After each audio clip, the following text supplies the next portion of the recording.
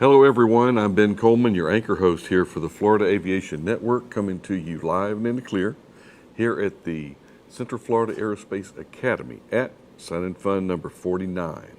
It's a Sun and Fun Aerospace, it's an international expo, and if you're not here, you should be here. If you're watching this live, which you could be doing this on your cell phone out walking around the flight line. So come here to the Aerospace Center for Excellence, who we happen to have someone that knows a little bit about the Aerospace Center for Excellence, Mr. Eric Crump. Eric? I hope I know something about it. You better know so, because you're wearing it on your shirt. Yeah, so it's on the shirt, so it's official. Eric, I would like to play like I didn't know you, and, you know, how are you, who are you, what do you do? We haven't done this 12 times, 20 times. However, I think this is the second time since you've assumed your new position. No, it's the first one. This is the first, that's right. There were rumors of a position change last year. It was just announced. But it was announced right after the fly-in, yep. So This is my first Sun and Fun in my official capacity as the Executive Director for the Aerospace Center for Excellence. In the big shoes. The big shoes. Yes. Okay, I tell you what, let's jump right into it. Let's do it. What do they do at Sun and Fun? What can you do at Sun? So, I think the interesting thing of this opportunity that Sun and Fun provides us, it's like an open house, right? So when Sun and Fun is over, I think a lot of people assume that this place just shuts down and we all wait until next year when it's Sun and Fun again. But we don't. Yeah. So as the Executive Director for ACE, my responsibility is the other 51 weeks of the year. So during the fly-in, it's like an open house for us. So we have a program called Junior ACES. It's youth workshops. So, I mean, you're very familiar with our workshops and the outstanding quality that Marcia puts on through that program. Junior ACES is a youth workshop program, and it occupies the Beulah Restoration Center as well as Skylab Innovation Center right across the street from us. And so the purpose of that facility is to allow kids to come in and really experience the buffet of aviation. So they're actually building the fuselage of a Xena 750 in Beulah right now. We have the Air Force here with 2 of their flight simulators. We've got radio soldering, so you can go in and build your own aviation band radio with an earbud and go listen to the air show later this afternoon. Come to Skylab and you're going to get into our Redbird Flight Simulation Lab, get to play with our flight simulators, learn from Siemens engineering about electronics and how the future of aviation is in the computer code. And then also go into our robotics lab and actually run a robot in a simulation of exploring Mars. So I mean, it's everything. It's all the things, but it lets kids sort of experience what aviation is and help them find their role in it. It sounds like a lot of neat stuff that's paving our way into what I'm kind of paying attention to, space. And aerospace, we have used the term aviation for so many years, and it's just been ingrained in us. But aviation is really aerospace, is it not? It is. So, you know, most people forget that before NASA was NASA, they were NACA first. And even today, the National Aeronautics and Space Administration still has a huge aeronautic component of what they do. They still do a lot of flight testing through Dryden and JPL and several other places. They're actively involved in the aviation side, the air side, inside the atmosphere. And so our job is to help educate folks on how those things live together, right? So when I was a kid watching the space shuttle launch, the idea that we could ever go to space in a commercial capacity, that I would be able to give somebody money and get on a rocket and go to space, was science fiction. It was Buck Rogers stuff. Yeah, but it's not science fiction anymore. People are doing it. In my kid's lifetime, that may be a thing. You go to the local spaceport and you actually pay for, you know, your weekend in space. I don't know. I mean, but so we really do have to start thinking about the system. You can't get to space without going through the atmosphere first. And so we got to, and you can't come back from space without dealing with air once you get back inside the atmosphere. So the concepts really do dovetail very well together. Yeah, you just said the S word for systems. Don't get me started on that yet, but I will get started on it. But Eric, what do you do now that you're in your new role? And there's a lot of new programs starting up. Sure. What do you do to stay fresh with what's going on in industry other than read, watch TV? Yeah, that's an interesting question. I get asked that a lot, and I've been asked that throughout my career. And it's funny because even my own family, I think people think if you're not a full-time pilot in the airplane every day. Well, you're not a pilot anymore. That all of a sudden you can't fly. In my capacity as an educator throughout my career, I've asked people, what do you want to do? And they say, I want to be a pilot. I said, okay, but what do you want to do? I'm like, well, I want to be a pilot. Well, that's like saying you want to be a doctor, right? So there's lots of different kinds of doctors, and some of them don't see patients, but they're all doctors. Some of them don't work in medicine, but they're still doctors, right? So pilot is a very wide-ranging term. And so even though I don't actively fly every day, I do still get to fly as a reserve pilot on a King Air 350. I love the King Airs. I've always loved them. I haven't flown all of them yet, but maybe eventually I'll check off my King Air bingo card. I love flying King Airs. I still get to do that. That's fun. But then also I try to stay as active as I can in flight simulation. Where we've gotten to with technology these days, with simulation, is so far ahead of the original Microsoft Flight Sim that I started on that was in black and white with no scenery, and it is so easy. You can maintain instrument proficiency now without ever getting in an airplane, thanks to some regulatory relief from the FAA. And I think these are great things. It's not just an airplane to stay current, but you're right. There's, technology has provided a simulation, but also the availability to hear from industry experts in a way that we couldn't hear from before. So I do read an awful lot, and I'm fortunate, like you are, to have a lot of friends who do lots of cool things in aviation that I don't do, and I ask them a lot of questions. I used to, the jury was out as far as the simulation, taking part of and being able to get current and simulator, but I tell you, it's really, it's good. I mean, it's realistic. It's very, very helpful. You can stay proficient in front of a simulator. And I think the cool part about that also is that you can fly in areas that you wouldn't otherwise fly. So like when you're training pilots in Florida and you're talking about density altitude, they're like, well, sure, okay. Well, let's go out to Leadville and let me show you that there's an opportunity to get in a 172 and the airplane never leave the ground. Right? So flight planning calculations are important, performance calculations are important, and simulation gives us the ability to help people visualize flight in a way that even we can't actually do in the airplane. We can't go into ice in a 172 to show you what it'd be like. It's unsafe. But in the simulation, we can replicate what that experience would be like to give you that visual of what would I do, and by the way, I really want to avoid this in the future. And load yourself up with emergency procedures, and failures. But Eric, I don't want to put you on the spot, but... Yeah, you do. Come on, Ben.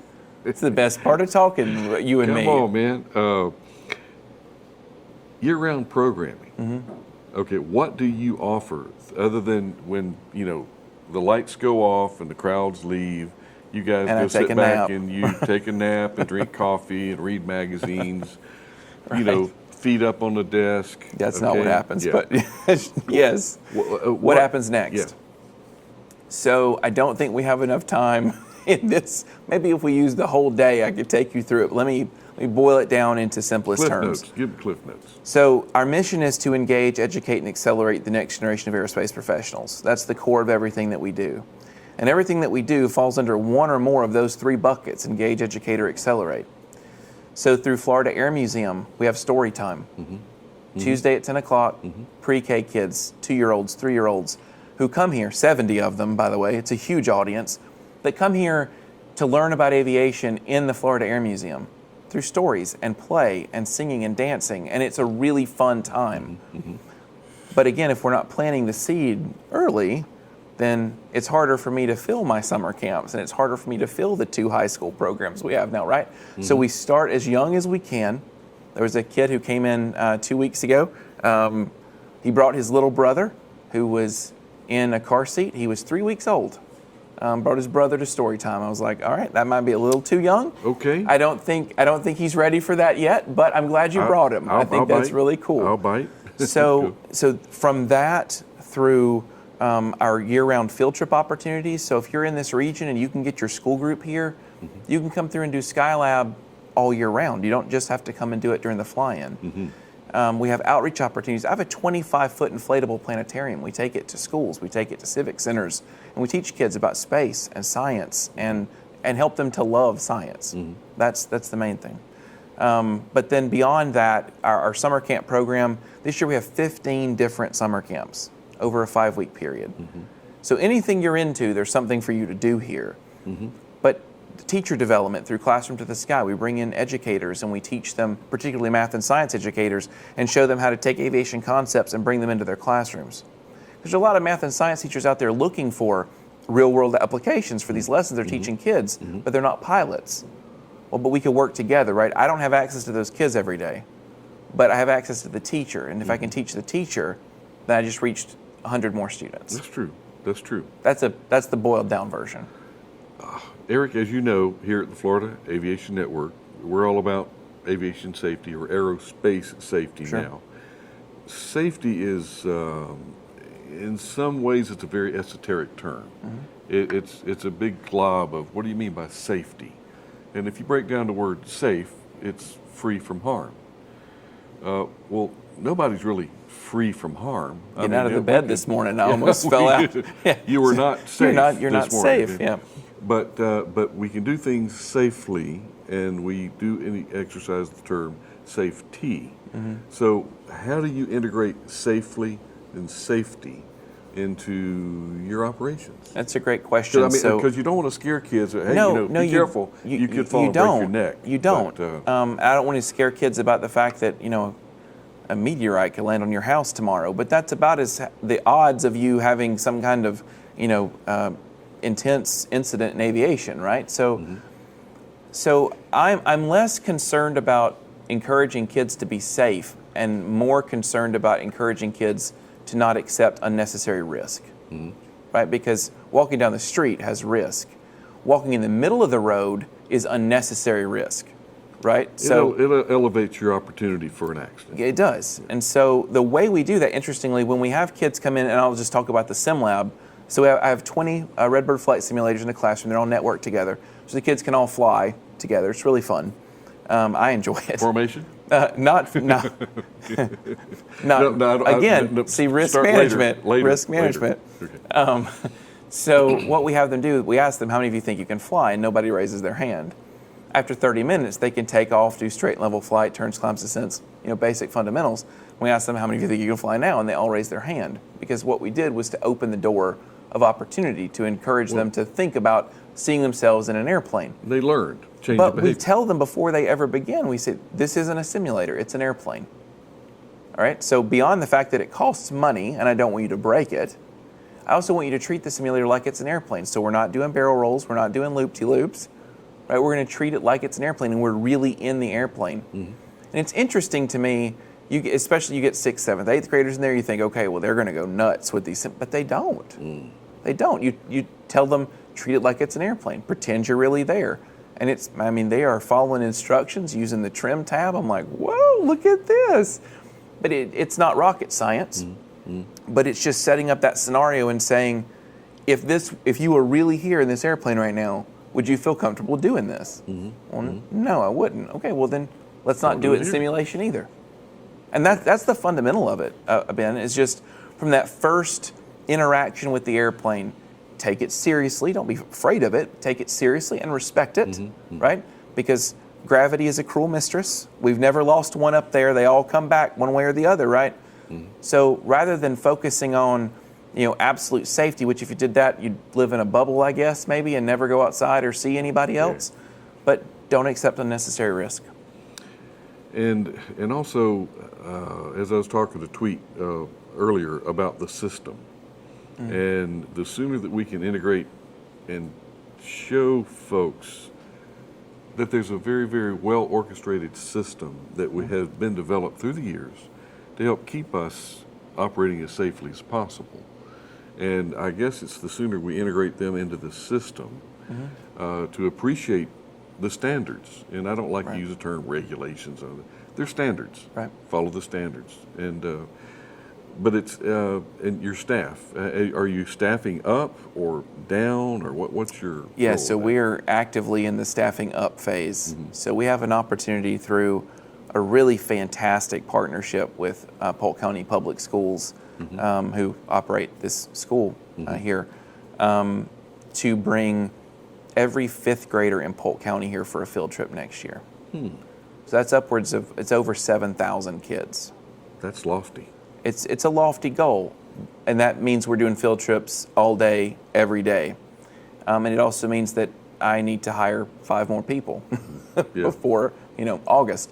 And so, no, we're definitely in the staffing up phase, and it's staffing up because there's still more to do. Like we're not done yet. There's so many more things we can do.